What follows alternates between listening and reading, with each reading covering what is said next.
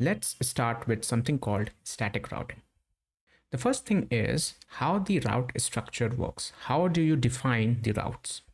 So in case if I want to do something like slash dashboard slash profile, if this is my structure, then in order to have this structure into the folder, what we have to do is that inside this app, we have to create another folder, which is going to be in this folder.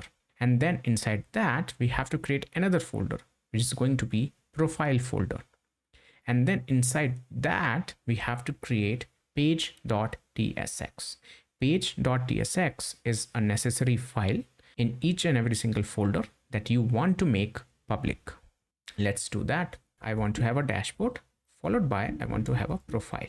Then inside the profile, I want to have page.tsx. Let's see what happens if we don't have that.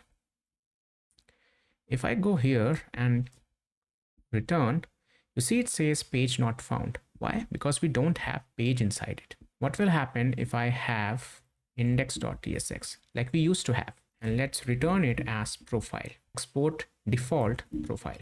Now, if I go back and refresh, nothing happens. Nothing is happening. Nothing will happen. What you have to do to make it work is rename this as page.